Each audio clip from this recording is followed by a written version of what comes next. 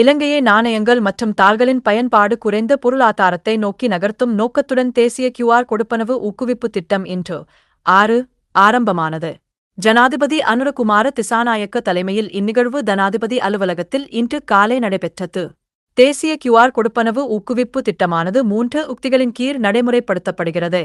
இன்று முதல் நடைமுறைக்கு வரும் வகையில் 5000 ரூபா வரையான அனைத்து லங்கா கியூஆர் கொடுக்கல் வாங்கல்களுக்காகவும் வர்த்தகர்களிடமிருந்து அறவிடப்படும் சேவை கட்டணத்தை முழுமையாக நீக்குவதற்கு நிதி நிறுவனங்கள் நடவடிக்கை எடுக்கப்படுகிறது. அரச மருத்துவ அதிகாரிகளால் முன்னெடுக்கப்பட்ட பணிப்பகிஷ்கரிப்பு தற்காலிகமாக கைவிடப்பட்டுள்ளதாக சங்கத்தின் செயலாளர் டாக்டர் பிரபாத் சுகததாச தெரிவித்தார். இடமாற்ற நடைமுறைகளுக்கு எதிர்ப்பு தெரிவித்து நேற்று முன்தினம் 4 காலை 8 மணி முதல் அரச வைத்திய அதிகாரிகள் சங்கத்தினர் பணிப்பகிஷ்கரிப்பில் ஈடுபட்டிருந்தனர். இன்று 6 இடம்பெற்ற ஊடக சந்திப்பில் கலந்து கொண்ட அரச மருத்துவ அதிகாரிகள் சங்கத்தின் நிறைவேற்றுக் குழு உறுப்பினர் டாக்டர் வாசன் இரண்டசிங்கம் இந்த விடயத்தை அறிவித்தார். நடிகை சாஷ்வி பாலா என்றழைக்கப்படும் சுபாஷினி பாலசுப்ரமணியத்தின் மரணம் தொடர்பில் தமிழக போலீசார் விசாரணைகளை ஆரம்பித்துள்ளனர். சுபாஷினி பாலசுப்ரமணியம் இலங்கையிலும் இந்தியாவிலும் பல திரைப்படங்கள் மற்றும் தொலைக்காட்சி தொடர்களில் நடித்துள்ளதுடன் நிகழ்ச்சி தொகுப்பாளராகவும் திறமையை வெளிப்படுத்தியிருந்தார். இலங்கையைச் சேர்ந்த 36 வயதான நடிகை சாஷ்வி பாலா என்றழைக்கப்படும் சுபாஷினி பாலசுப்ரமணியம் இலங்கையின் தொலைக்காட்சி வானொலி நிகழ்ச்சி தொகுப்பாளராகவும் திரைப்பட மற்றும் தொலைக்காட்சி நாடக நடிகையாகவும் பிரபல்யம் அடைந்திருந்தார். 2024ஆம் ஆண்டு அவர் இந்தியாவின் பெங்களூருவை சேர்ந்த 38 வயதான பிபின் சந்திரன் என்பவரை திருமணம் செய்த நிலையில் இந்தியாவில் குடியேறினார். இந்தியாவில் சில திரைப்படங்களில் அவர் நடித்துள்ளதுடன் இந்தியாவின் பிரபல தொலைக்காட்சி நெடுந்தொடரிலும் நடித்து வந்தார்.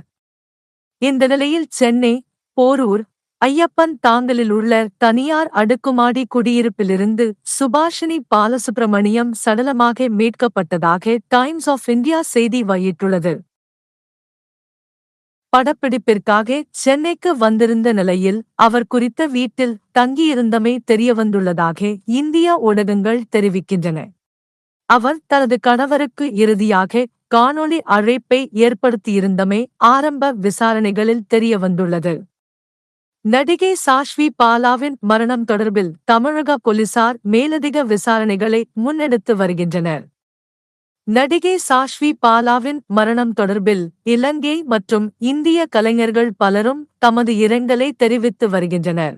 சொத்துக்கள், செலவுகள் மற்றும் வருமான ஆதாரங்கள் குறித்து எதிர்வரும் 14 நாட்களுக்குள் சத்திய கடதாசியை சமர்ப்பிக்குமாறு முன்னாள் ஜனாதிபதி மஹிந்த ராஜபக்சவிற்கு இலஞ்ச ஊழல் விசாரணை ஆணைக்குழு அறிவித்துள்ளது.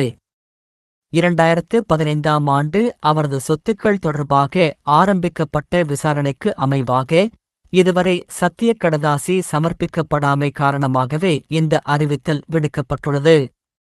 கடந்த 23ஆம் திகதி மஹிந்த ராஜபக்சவிற்கு கடிதம் அனுப்பியுள்ள இலஞ்ச ஊழல் விசாரணை ஆணைக்குழு எதிர்வரும் 10ஆம் திகதி அல்லது அதற்கு முன்னதாக குறித்த சத்திய கடதாசியை ஆணைக்குழுவில் சமர்ப்பிக்குமாறு குறிப்பிடப்பட்டுள்ளது.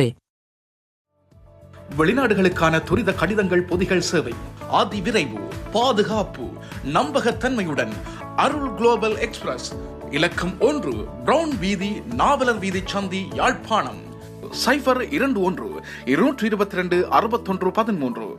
அருள்ஸ் பிரைவேட் லிமிடெட் இலக்கம் 10 புதிய மாநகர சபை கட்டிட தொகுதி கஸ்தூரியார் வீதி யாழ்ப்பாணம் 021 222 35 36.